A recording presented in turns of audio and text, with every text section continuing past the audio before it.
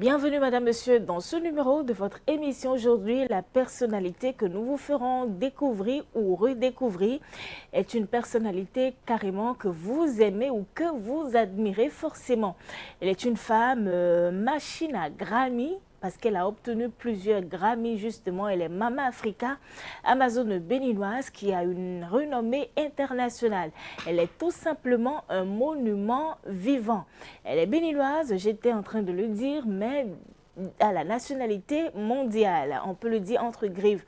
Au Grammy, elle perd rarement le prix, sinon elle est chaque fois distinguée pour ces Grammy-là. Que sait-on de plus sur cette personnalité? En tout cas, elle est une chanteuse et son nom, bien sûr, Madame, Monsieur, c'est Angélique Kidjo. Elle chante du R&B, du funk et du jazz.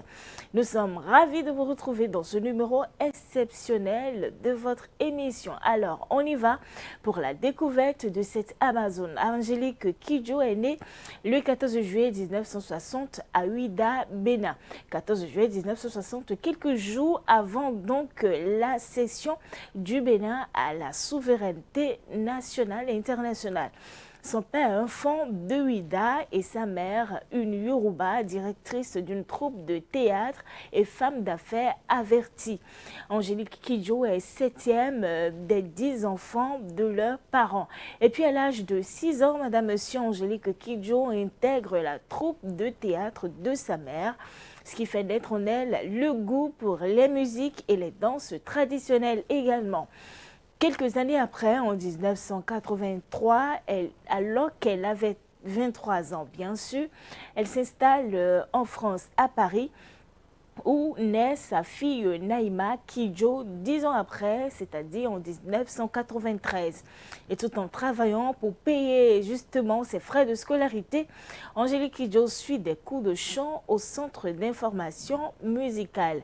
Et c'est une école de jazz parisienne réputée, fortement réputée. Elle y rencontre son futur mari, Jean Ebrahil, la chanteuse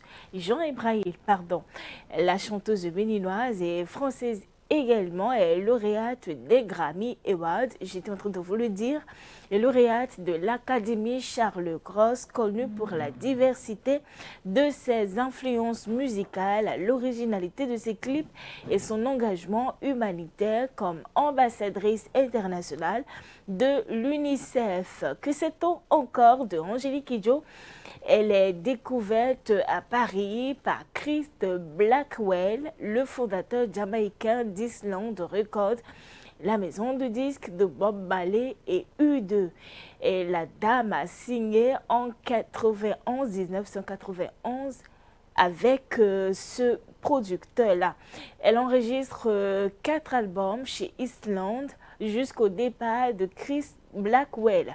En 2000, elle signe un contrat à New York avec le label Columbia Records pour lequel elle enregistre 2 albums.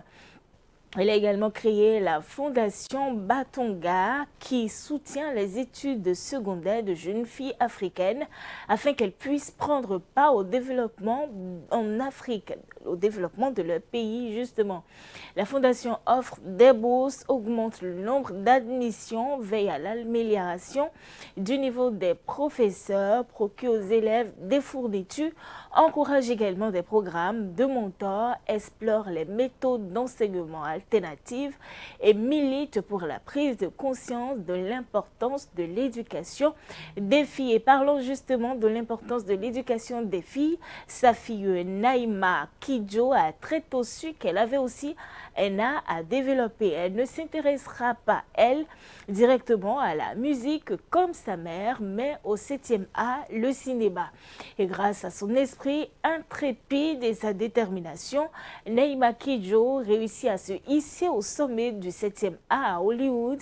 Elle obtient d'ailleurs le titre de la 3e plus célèbre personnalité béninoise à Hollywood. Maman Angélique Kidjo a à son actif aujourd'hui 13 albums originaux, et parmi lesquels les succès sont Agolo, Wewe, Adumba, Lombo Lombo, Africa et Batonga. C'est déjà la fin de ce numéro. Nous espérons que vous avez découvert un de plus sur la personnalité de Angélique Kidjo, de même que sur la vie de sa fille Naïma Kidjo. Merci de nous avoir suivis. On se retrouve la prochaine fois.